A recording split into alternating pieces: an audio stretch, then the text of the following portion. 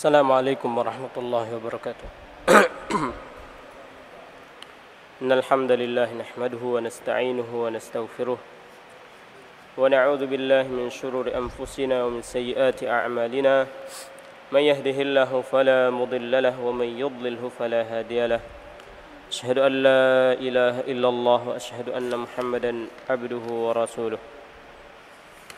Ya ayyuhalladzina amanu ittaqullaha haqqa tuqatih ولا تموتن إلا وأنتم مسلمون يا أيها الناس اتقوا ربكم الذي خلقكم من نفس واحدة وخلق منها زوجها وبث منهما رجالا كثيرا ونساء واتقوا الله الذي تساءلون به والأرحام إن الله كان عليكم رقيبا يا أيها الذين آمنوا اتقوا الله وقولوا قولا سديدا يصلح لكم أعمالكم ويغفر لكم ذنوبكم ومن يطع الله ورسوله فقد فاز فوزا عظيما أما بعد رب اشرح لي صدري ويسر لي أمري واحلل عقدة من لساني يفقهوا قولي.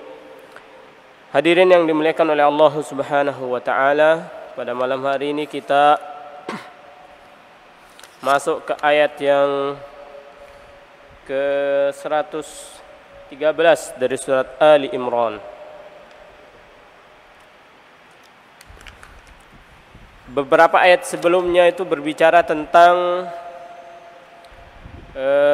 kaum muslimin serta karakternya menjadi umat yang terbaik, kemudian menjelaskan tentang orang-orang ahlu kitab yang mendapatkan kehinaan dan kekalahan disebabkan karena kemaksiatannya kepada Allah, karena kekafirannya kepada Allah Subhanahu wa taala, karena sikap melampaui batas bima asaw wa kanu ya'tadun. Kemudian mereka membunuh para nabi dengan tanpa alasan yang benar yang bisa dibenarkan. Itu adalah sebab-sebab yang bisa menimbulkan kemurkaan Allah Subhanahu wa taala dan menjadikan suatu bangsa, suatu kaum, suatu negara, suatu komunitas itu menjadi terhina karena maksiat kepada Allah, karena kafir kepada Allah, karena melampaui batas. Dalam ayat yang lain itu karena mereka membunuh membunuh orang-orang yang ya'muruna bil qist, orang-orang yang mengajak atau memerintahkan kepada keadilan.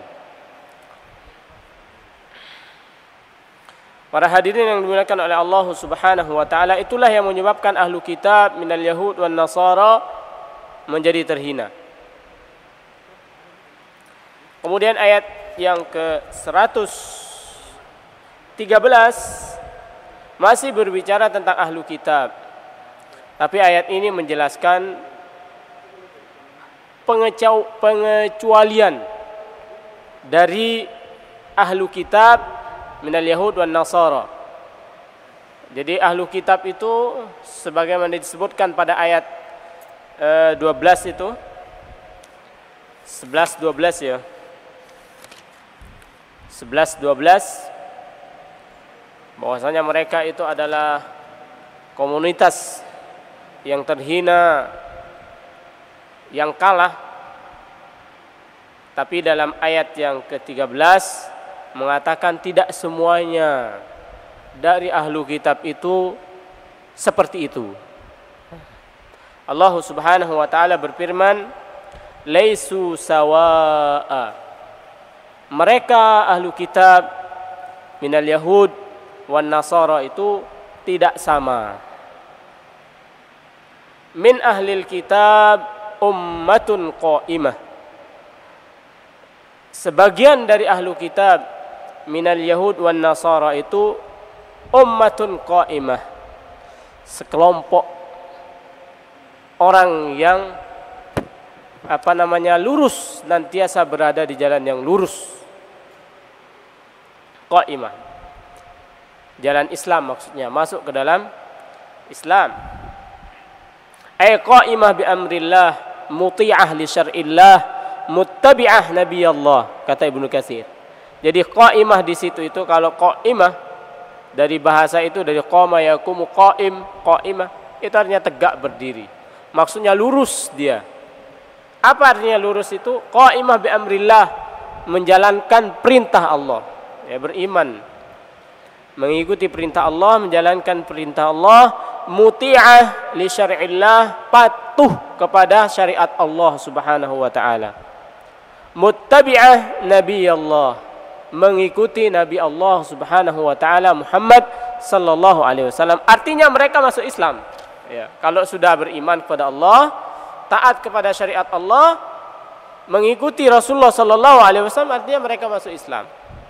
Jadi sebagian dari mereka itu, sebagian kecil ya, mereka itu masuk ke dalam Islam, ahlu kitab. Tapi kebanyakan mereka itu aksaruhumul fasiqun, banyak dari mereka yang kafir, sedikit yang masuk Islam.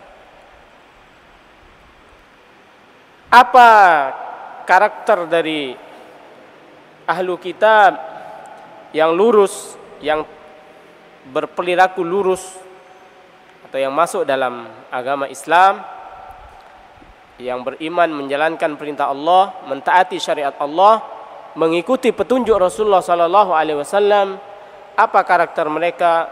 Yatluna ayatillah. Jadi ketika mereka sudah masuk berafiliasi ke Islam, mereka itu apa yang mereka lakukan? Yatluna ayatillah ana al-lail wa hum yasjudun. Mereka itu membaca tilawatul Quran, ayat Allah, ayat-ayat Allah Subhanahu wa taala, ana al-lail, di waktu malam, wa hum yasjudun, sedang mereka bersujud.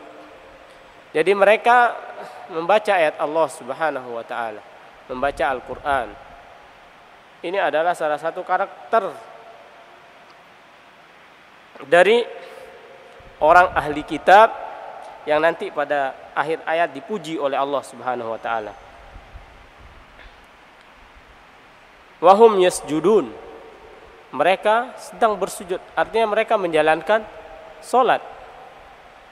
Mereka membaca Al-Quran di luar salat ataupun di dalam salat. Ana al-lail, di waktu malam. Ini adalah da'bus solihin. Salat malam itu da'bus solihin. Kebiasaan orang-orang yang soleh, salat malam. Dalam hadis Rasulullah sallallahu alaihi wasallam dikatakan apabila seorang laki-laki qamar rajul min naumihi summa shalla, dia salat, kemudian dia bangunkan ahlahu, membangunkan istrinya, maka mereka berdua ini kutiba minadz-dzakirin wadz-dzakirat, minadz-dzakirin Allah katsira wadz-dzakirat. Maka ini seorang laki-laki yang bangun di tengah malam, kemudian membangunkan istrinya untuk sholat malam, ya, bukan untuk ini, sholat malam, sholat tahajud. Maka mereka ini kutiba minadz-dzakirin Allah katsira wadz-dzakirat. Allah golongkan ini orang termasuk orang yang banyak berzikir kepada Allah Subhanahu wa taala. Sangat banyak faedah dari salat malam. Salat malam di waktu waktu turun Allah Subhanahu wa taala ke langit dunia. Allah Subhanahu wa taala berfirman dalam hadis qudsinya yang mengatakan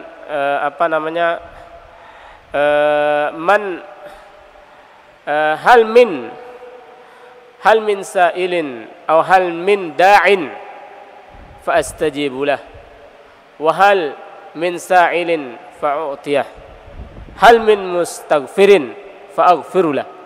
Jadi Allah berkata, ya, turun ke langit dunia dan berkata, adakah orang yang berdoa, fa astajibu lah, aku akan kabulkan. Pasti terkabul, ya, kalau sudah memenuhi syarat. Dengan tentunya dengan terkabulnya macam-macam bentuknya ya, tidak langsung. Misalnya minta uang, langsung uang, bukan begitu. Allah itu lebih tahu mana yang lebih baik. Sekarang dia minta uang, belum tentu uang itu baik. Sekarang dia minta anak, belum tentu anak itu baik. Jadi bentuk terkabulnya doa itu macam-macam. Namun pasti Allah kabulkan kalau syaratnya sudah terpenuhi. Allah itu malu kalau orang mengangkat tangan kepada dia, kepada Allah, malu untuk tidak memberi apa yang diminta oleh orang tersebut. Malu untuk tidak mengabulkan doa orang yang meminta. Angkat tangan kemudian dia meminta. Allah malu untuk tidak mengabulkannya. Jadi hal min da'in fa astajibulah wa hal min sa'ilin fa'utiyah. Adakah yang meminta? Meminta apa? Aku akan berikan. Adakah yang meminta ampun? Aku ampuni. Itu firman Allah Subhanahu wa taala dalam hadis qudsi. Jadi banyak sekali keutamaan dari qiyamul lail. Kemudian di antara keutamaannya bisa menambah keceriaan muka, bisa menambah mendatangkan rasa cinta. Orang ketika melihatnya itu senang. Jadi kalau kita dibenci orang, mungkin kita ini kurang sholat qiyamul lailnya kurang, atau kurang qiyamul lail tapi kurang ikhlas, kurang khusyuk, atau ada yang kurang. Jadi orang kalau melihat pertama kali dia melihat orang melihat wajahnya itu senang. Itu salah satu atau beberapa keutamaan dari qiyamul lail. Masya Allah. Yatlu ini karakter dari ahlu kitab yang masuk Islam ya. Kenapa dikatakan ahlu kitab? Melihat asal mereka. Asal mereka ahlu kitab. Jadi bukan berarti ahlu kitab kemudian dia tetap dalam kekristenannya atau keyahudiannya, enggak. Ini dikatakan ahlu kitab melihat asal mereka. Mereka dari ahli kitab kemudian beriman. Nah, mereka kalau beriman, mereka juga akan menjadi khairu ummah. Kalau dia menerapkan syarat yang telah ditetapkan oleh Al-Quranul Karim. Di antaranya disebutkan ulang oleh Allah Subhanahu wa taala dalam ayat ini. Jadi mereka beriman kepada Allah, kemudian membaca yatluna ayatillah ana al-laili wa hum yasjudun. Sujudnya disebut salah satu dari rukun dalam salat, sujud. Karena sujud ini adalah momentum di mana seseorang dalam keadaan bersujud ini lebih dekat posisinya kepada Allah Subhanahu. Karena kondisi terdekat hamba dengan Allah ya pada waktu sujud. Maka disebut di sini sujud. Salah satu hikmah dari penyebutan sujud di sini. Kemudian sujud juga tempat kondisi kita bisa lebih khusyuk, lebih menghinakan diri kepada Allah Subhanahu wa taala ketika kita meletakkan kepala kita di tanah seraya menghinakan diri kepada Allah Subhanahu wa taala. Karena ibadah itu al-khudu' wa tadallul. Itu salah satu makna ibadah, al-khudu', tunduk, at-tadallul, menghinakan diri. Percuma beribadah tapi dia tidak tunduk, tidak menghinakan diri, dia takabur, membesarkan diri di hadapan Allah. Apa itu ibadah? Ya, ibadahnya tidak diterima. Ibadah itu kita menundukkan diri, merendahkan diri, menghinakan diri di hadapan Allah Subhanahu wa taala. Makanya rukun ibadah itu atau salah satu dari makna ibadah itu al-khudu' wa tazallul. Tunduk, patuh dan menghinakan diri. Harus kita menghinakan diri di hadapan, dan sujud ini adalah kondisi kita menghinakan diri kepada Allah Subhanahu wa taala. Jadi ini karakter dari ahlu kitab yang telah masuk ke dalam pangkuan Islam. Qaimah di situ tadi menjalankan perintah Allah, kemudian menjalankan syariat Allah, kemudian mengikuti petunjuk Rasulullah sallallahu alaihi wasallam. Itu yang pertama sifatnya, karakternya. Kedua, yatluna ayatillah, membaca ayat-ayat Allah Subhanahu wa taala wa hum yasjudun, mereka sujud, artinya mengerjakan salat. Ana al-lail, di waktu malam. Kemudian ayat berikutnya, karakter berikutnya, yu'minuna billahi wal yaumil akhir. Mereka beriman kepada Allah, beriman kepada hari akhir, sebagaimana syarat daripada sebaik-baik umat, kuntum khaira ummatin ukhrijat linnas. Beriman, diantaranya beriman kepada Allah Subhanahu wa taala, wal yaumil akhir, wa ya'muruna bil ma'ruf wa yanhauna 'anil munkar. Jadi mengajak kepada yang ma'ruf, memerintahkan kepada yang ma'ruf, kemudian mencegah dari perbuatan mungkar.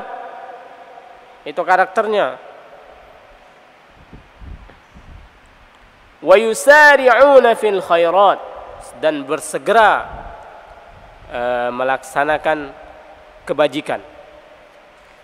Dia sur'atul istijabah. Sur'ah, cepat merespon panggilan Allah Subhanahu wa taala. Cepat dia merespon perintah Allah. Cepat dia merespon seruan Allah Subhanahu wa taala dan Rasulnya. Bukan orang yang orang pemalas. Malas itu memang bahaya. Malas sholat, malas membaca Al-Quran, malas ke masjid, bahaya. Malas bangun sholat subuh, malas bangun qiyamul lail, malas sholat duha, kan bahaya jadinya. Jadi nggak ada sur'atul istijabah, itu nggak ada. Jadi dia responnya terhadap seruan Allah itu bagus, cepat dia merespon. Jadi para sahabat itu, kata salah seorang tokoh Islam, keutamaannya diibaratkan bagaikan seorang prajurit di medan tempur yang mendengarkan perintah dari komandannya.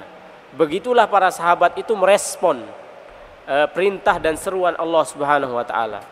Bayangkan dalam medan tempur ya, gak bisa seorang prajurit itu bertele-tele, menunda-nunda perintah. Segera, cepat, patuh, tunduk dia.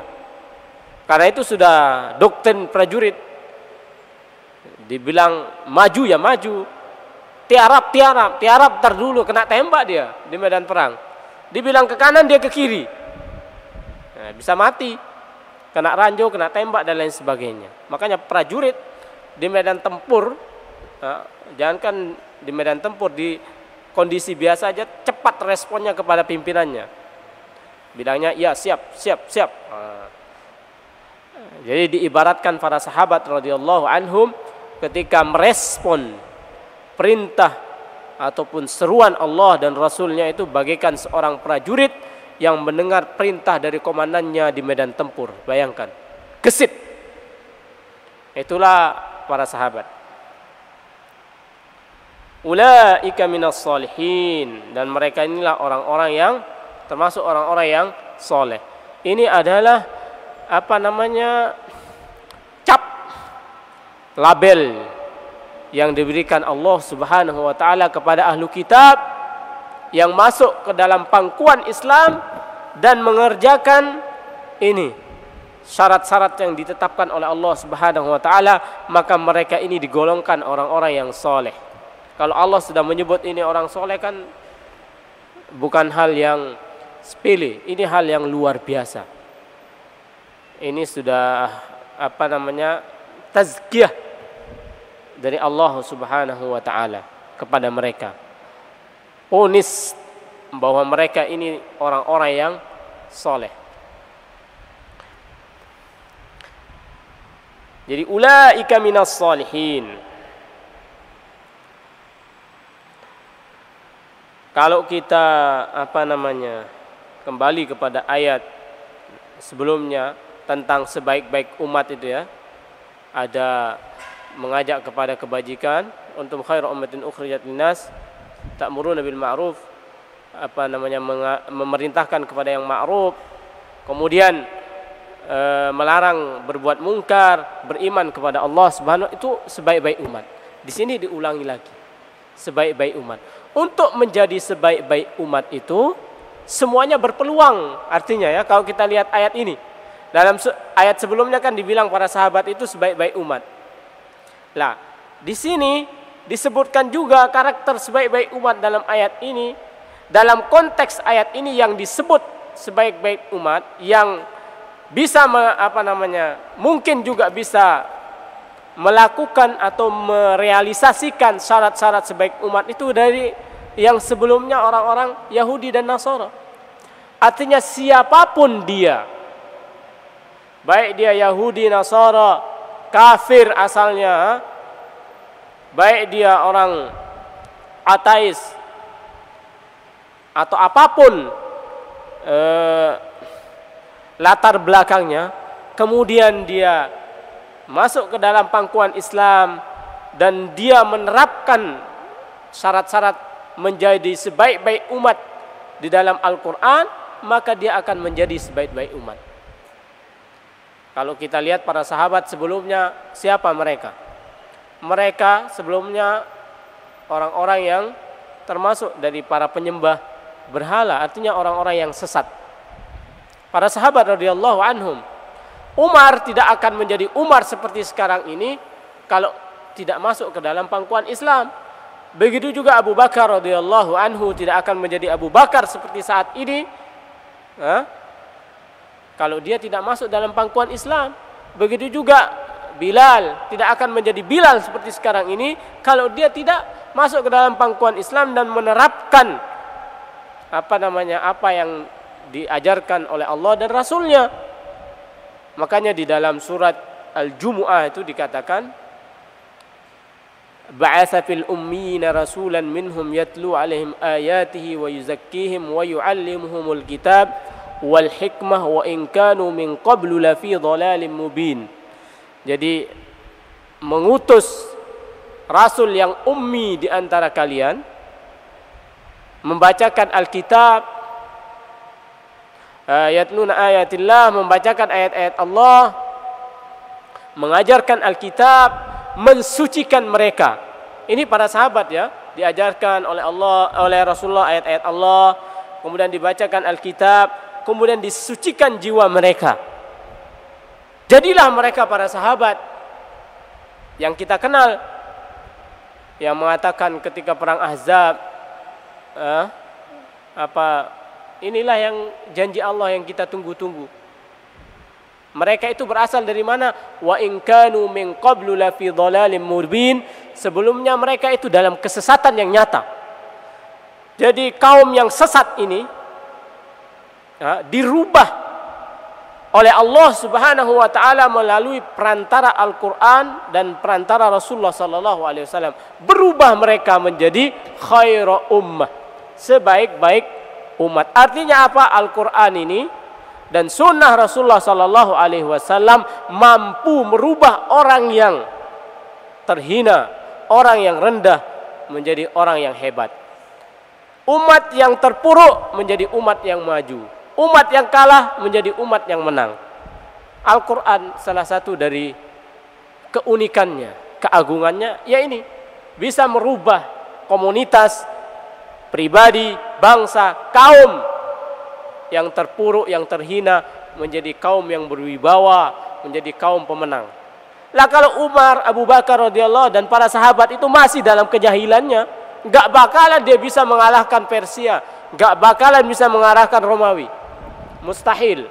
Karena mereka masuk ke dalam pangkuan Islam, menerapkan apa yang diajarkan oleh Islam, akhirnya mereka mampu menaklukkan dunia. Jadi Al-Quran mampu merubah kita atau manusia. Jadi kita dalam kondisi saat ini, dalam kondisi yang terpuruk kaum muslimin, kita kembali kepada Al-Quran, itu solusinya. Al-Quran inilah yang bisa mendatangkan kemenangan, kewibawaan. Artinya kita terapkan, kita patuhi ajaran Al-Quranul Karim. Kalau kita jauh dari Al-Quranul Karim dan ajaran Rasulullah Sallallahu Alaihi Wasallam, tidak mungkin kemenangan itu datang dan tidak mungkin kita mendapatkan kewibawaan. Kalau hanya ilmu pengetahuan semata tidak mungkin, tidak bisa kita menang. Tidak bisa kita kalahkan Amerika itu. Kalau hanya semata-mata ilmu pengetahuan. Bagaimana kita mau mengejar mereka? Mereka sudah jauh meninggalkan kita dalam ilmu pengetahuan dan teknologi. Jadi syaratnya kembali kepada Al-Quranul Karim.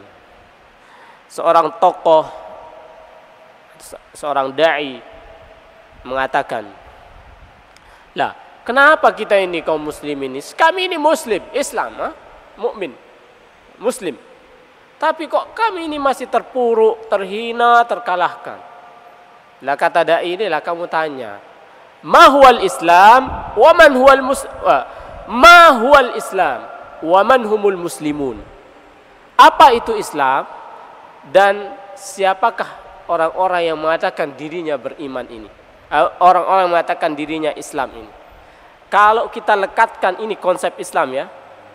Ini konsep Islam sholat di masjid tepat waktu, amar ma'ruf nahi mungkar, beriman kepada Allah, menerapkan syariat Allah dalam segala sendi kehidupan. Ini Islam secara singkatnya Islam ini. Menerapkan zakat, tidak memakan riba, menutup aurat dan lain sebagainya. Terapkan sekarang Islam ini dalam kaum muslimin yang mengatakan ana muslim. Bagaimana? Ada jarak apa tidak? Jaraknya sangat jauh. Bagaimana bisa ditolong oleh Allah Subhanahu wa taala? Jadi mal Islam wa man humul muslimun. Jadi baru kita bisa mengatakan, oh saya belum pantas mendapatkan pertolongan. Belum pantas menerima bantuan dari Allah Subhanahu. Belum pantas menjadi khair ummah, sebaik-baik umat. Dan jangan kita nyalahkan janji Allah. Allah sudah berjanji di sini menolong kaum muslimin. Nah, tapi ketika kita terapkan ini konsep Islam dengan perilaku kita sekarang, banyak yang kita langgar. Salat subuh tidak, salat Jumat ya, salat Idul Fitri, Idul Adha ya, bayar zakat tidak, apalagi banyak. Tutup aurat tidak, sholat tepat waktu tidak, baca Al-Quran tidak. Coba kita sensus ini berapa di komunitas di Surabaya ini yang yang melaksanakan subuh di masjid atau di kampung kita atau di keluarga kita atau kita sendiri. Kita lekatkan ini konsep Islam, syarat menjadi umat terbaik ini. Oh ternyata jauh, masih jauh. Jadi masih perlu perbaikan, masih perlu usaha maksimal.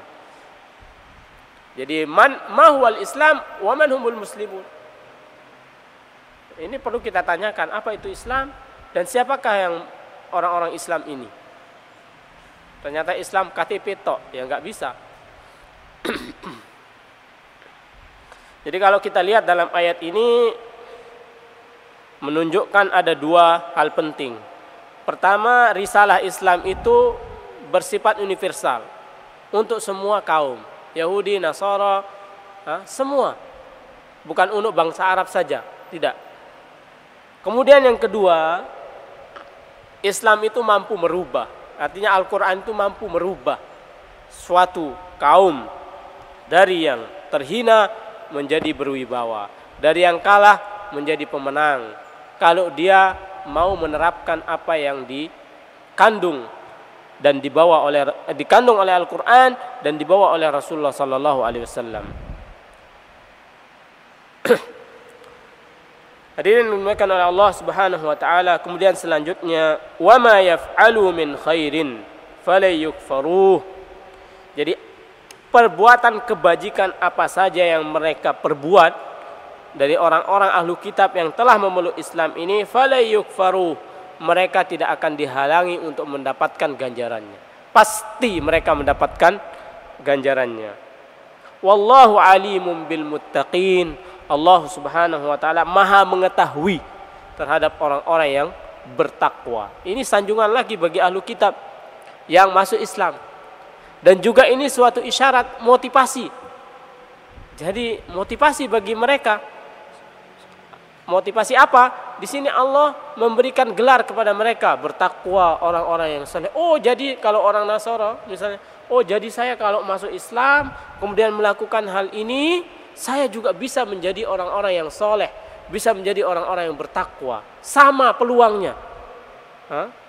Sama peluangnya, dibuka oleh Allah Subhanahu wa taala selebar-lebarnya. Kamu mau dari orang Nasara, mau dari orang kafir, mau dari orang ateis, mau dari orang Eropa, mau dari orang Afrika, masuk dalam pangkuan Islam dan menerapkan konsep Islam, maka akan mendapatkan gelar al-muttaqin, mendapatkan gelar as-solihin. Sama peluangnya.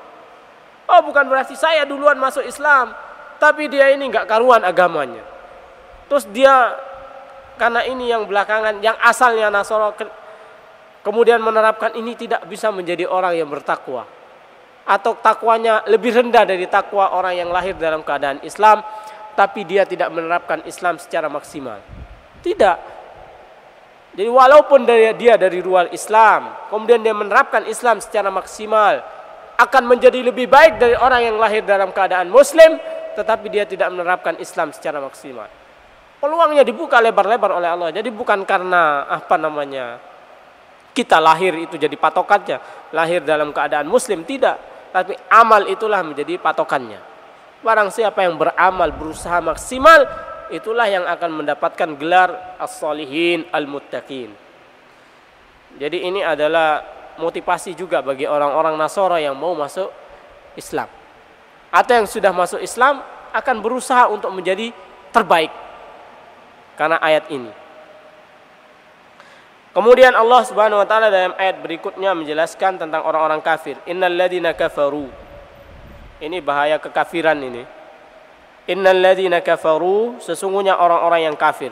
Kafir itu bisa kafir kepada ayat Allah aslan. Asalnya dia menolak mentah-mentah ayat Allah. Atau dia kafir menolak diterapkannya syariat Allah. Bisa jadi kafir dia. Enggak. Syariat Allah tidak cocok untuk dunia kita sekarang. Itu sudah syariat Allah ini, jilbab dan lain sebagainya, itu zaman himar, zaman onta. Sekarang zaman modern, tidak berlaku jilbab, tidak berlaku potong tangan. Potong tangan itu zaman onta. Pada zaman keledai. Sekarang zaman mobil, zaman pesawat, tidak berlaku lagi potong tangan, tidak berlaku lagi kisos. Tidak berlaku lagi hukum mawaris itu, hukum faraid itu. Karena sekarang perempuan dan laki-laki itu sama-sama kerja. Tidak berlaku. Nah, itu juga termasuk mengingkari ayat Allah Subhanahu wa taala. Emma dia kafir aslan. Dia menolak syariat Allah dari awal secara menyeluruh, atau dia menolak penerapan syariat Allah Subhanahu wa ta'ala. Apa balasan? Lan tughni anhum amwaluhum wala auladuhum minallahi syai'a. Lan tughni anhum amwaluhum. Harta-harta mereka, anak-anak mereka tidak bisa menolak atau membebaskan mereka dari azab Allah Subhanahu wa ta'ala sekalipun sedikit. Tidak bisa ini harta mereka, anak-anak mereka itu menolak azab Allah Subhanahu wa taala yang ditimpakan kepada mereka. Tidak ada artinya harta. Karena Allah itu ghaniyun, maha kaya ya. Qadir, maha kuasa. Alhamdulillah. Jadi tidak bisa disogok ya. Allah tidak bisa disogok. Semuanya milik Allah Subhanahu mau menyogok Allah Subhanahu wa taala. Tidak ada gunanya nanti mau bawa harta sebanyak apapun. Atau ini orang kafir di dunia mengimpakkan hartanya. Banyak dia membantu sosial, tapi dia kafir, tidak ada gunanya. Habaan mansura, diterbangkan debu yang diterbangkan angin. Atau bagaikan fata morgana. Jadi iman itu syarat mendapatkan ganjaran. Ulaika ashabun nar, jadi mereka ini adalah penduduk api neraka. Hum fiha khalidun, mereka di dalamnya kekal. Jadi kebalikan dari iman, ya ini balasannya. Kafir. Mathalu ma yunfikuna fi hadhil hayatid dunya. Ini penjelasannya. Perumpamaan harta yang mereka infakkan di dunia ini, kehidupan dunia ini, bagaikan rih fiha sirrun, angin yang disertai dingin. Asabat harsa qaumin zalamu. Angin dingin ini menimpa tanaman orang-orang yang berlaku zolim terhadap diri mereka, fa'ahlakat, maka angin ini membinasakan tanaman mereka. Jadi apa yang mereka, harta yang mereka infakkan ini bagaikan tanaman ini datang angin kencang yang disertai hawa dingin, habis, binasa tanaman. Begitulah perumpamaan dari infak orang-orang kafir, binasa, habis, lenyap, tidak ada artinya. Itu bahaya kekafirannya. Wa ma zalamahumullah, Allah tidak pernah menzalimi mereka, walakin anfusahum yazlimun, tapi diri mereka lah yang menzalimi. Tapi mereka sendirilah yang menzalimi diri mereka, bukan Allah yang zalim. Kamu tidak mau menerapkan apa yang menjadi syarat untuk mendapatkan surga Allah Subhanahu wa taala. Kamu sombong, kamu takabur, petantang petenteng, tidak mau patuh, tidak mau tunduk. Ya, itu salahmu, bukan salah Allah. Allah sudah kasih garis, Allah sudah kasih penjelasan, Allah sudah berikan syarat-syaratnya secara terang benderang, tapi kamu tidak mau, kamu menolaknya mentah-mentah, kamu berpaling, kamu lari dari petunjuk Allah Subhanahu wa taala. Ya, itu salahmu. Pada hari ini yang dimuliakan oleh Allah Subhanahu wa taala, demikian insyaallah apa yang bisa kita kaji pada malam hari ini, beberapa dari karakter orang-orang yang beriman, kemudian karakter orang-orang yang kafir, kemudian balasan yang ditimpakan kepada orang-orang yang kafir, dan perumpamaan dari infak kita kalau infak kita kalau tidak disertai dengan iman, sia-sia belaka, tidak ada artinya. Semoga apa yang kita kaji pada malam yang berbahagia ini bisa kita jadikan petunjuk dalam kita mengarungi kehidupan di dunia ini, sehingga kita sampai kepada Allah Subhanahu wa taala. Subhanakallahumma wa bihamdika asyhadu an la ilaha illa anta astaghfiruka wa atubu ilaika. Assalamualaikum warahmatullahi wabarakatuh.